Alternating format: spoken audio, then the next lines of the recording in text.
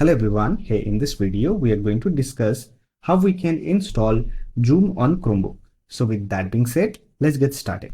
Zoom is one of the most popular video conferencing application and you can easily install it on your Chromebook. For that, simply open App Launcher. Here look for Apps and Games option. Simply open it and here search for Zoom. And from the search result, simply select the application. And here you will find two installation options.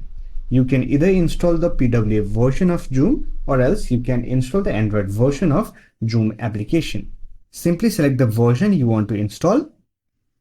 It will open the installation window. Simply click on Install button and wait for the installation process to complete. Once it gets installed, you can simply close the window.